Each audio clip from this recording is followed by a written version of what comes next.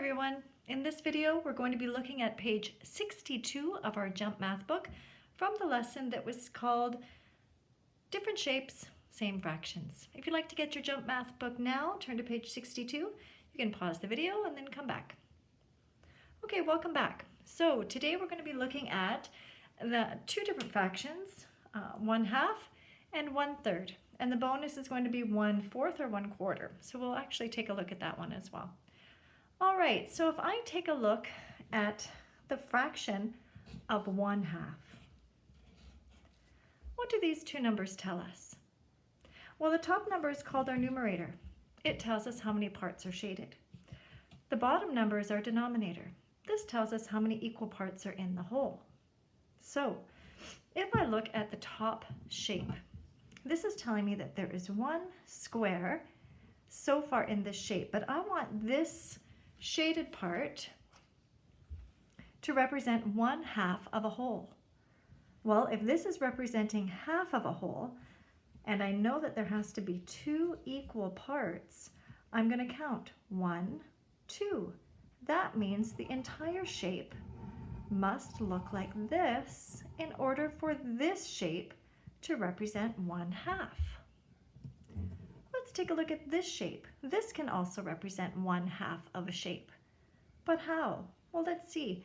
This part representing 1/2 of a shape takes up 2 squares. So I have to have another set of 2 squares equal to this one so that this shape equals 1/2.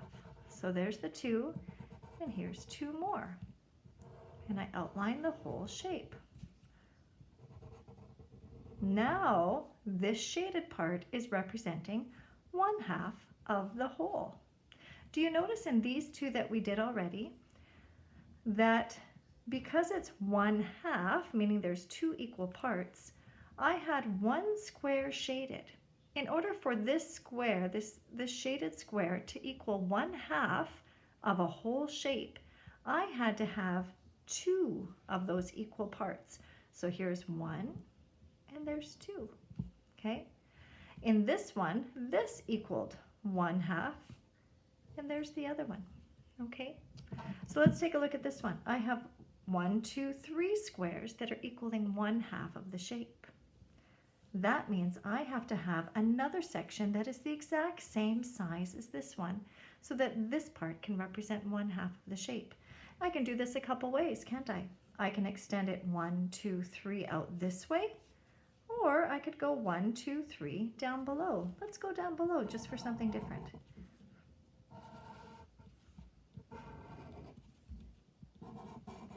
And there it is. This shape, this shaded part, now represents 1/2 of the whole shape. But in order for this shaded part to represent 1/2 of the whole shape, I had to find an equal part to this, so that there were 2 equal parts. Here's 1 equal part and 2 equal parts. Now the shaded part is 1/2 of the whole shape. Now what if I looked at triangles? And maybe when I look at triangles, I'm going to look at thirds. Okay, so let's take a look at thirds. Let's take a look at these two triangles here. Do you notice that these two triangles put together make one rhombus? What if this shaded part was representing 1/3, and I'm going to draw it right here, 1/3 of the whole? Well, when I look at the fraction 1/3, I know that there must be 3 equal parts because the denominator is telling me that there's 3 equal parts to this shape. So far, I've only got 1 equal part. I have to make 3 equal parts, which means I need 2 more of these. So that means I'm going to outline this one and this one as well.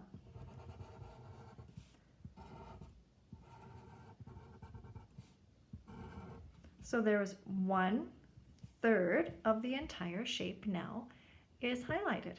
Okay, let's take a look at this one. You'll notice that there's 3 triangles. This is only representing 1/3 of the whole shape. Do you recognize the shape? If you said trapezoid, you were correct.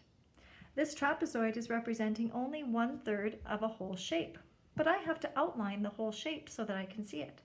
That means I'm going to have to outline another trapezoid and another trapezoid. So let's see what that would look like. So there's another trapezoid. Let's see, and another trapezoid.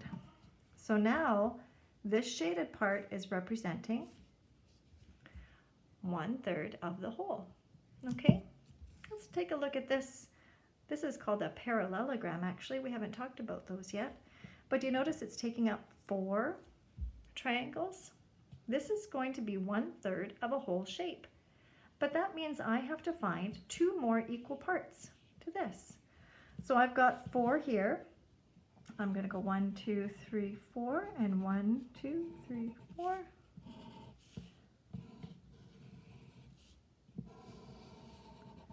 Now I've got 1/3 of the whole shape shaded. Okay, so these are representing 1/3. Now let's take a look how that translates onto your work for today. Okay, so in your assignment, your page 62 is going to look like this. In question number 4, it says 1/2 of a shape is shaded. Outline the whole shape. Well, let's take a look at 4A as an example. You'll notice that before there was just these 2 squares were shaded. In order for that shaded part to represent 1/2, I had to outline another shape that was identical to this one. Do you see how the shaded part is the same as the unshaded part? That means 1/2 of the shape is now shaded. Let's take a look at 4B as an example. Do you notice that there's 1, 2, 3 squares that are shaded? This wants to represent 1/2 of the shape. But that means I'm going to have 1, 2, 3 unshaded parts in the shape. 1, 2, 3. Well, look at that. It's the entire section that they gave us. Okay, you would simply highlight the whole thing. And now these 3 shaded squares represent 1/2 of the whole. Okay, so let's do one more together just so that you understand. Do you notice that there's 1, 2, 3 shaded parts? Think to yourself, how many unshaded parts do I have to include in the whole shape in order for this shaded part to equal 1/2 of the whole shape? Well, if you had 3 here, you know you have to double it. You need 3 more.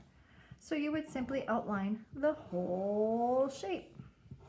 Now these last 2 questions were a little bit easy because you highlighted the entire dotted lines that they give you. You'll notice D might also be similar to that. But if you look at letter E, you'll notice there's 2 shaded parts, and it's similar to a question we did on our other page. If I have 2 shaded parts and I want this to represent 1/2 of the whole shape, how many unshaded parts would I have to have in that shape? Well, if I have 2 here, I have to have 2 unshaded as well. So you would simply draw a line around the entire shape. Okay, you can use your pencil, but please press hard so when you take a picture on Seesaw, I'll be able to see it. So again, you'd count 1, 2, 3, 4. If this is representing 1/2 of the shape, then you have to ask yourself, if I have 1, 2, 3, 4 here, 1, 2, 3, 4, I'd have to have 4 unshaded and 4 shaded for this to represent 1/2. Okay, for letter D, I might have misspoke earlier. There's 1, 2 shaded parts. You have to make sure that there's 2 unshaded parts in the whole. So you're not going to use the entire dotted line. Same with this one. You're not going to use the entire dotted lines. There's 1, 2, 3, 4 shaded parts. You want to make sure there's 4 shaded parts, 4 unshaded parts as well to make the whole shape. So that's for 1/2. But what about if you're doing 1/3? If you're doing 1/3, do you notice that there's 3 as a denominator? That means there must be 3 equal parts. Well, look here. There was 1 shaded part. You had to have 3 parts in total. 1, 2, 3. So 3 parts have a line around it. This now equals 1/3. Take a look at this one. There's 2 shaded parts. You want this shaded part to equal 1/3 of a whole shape.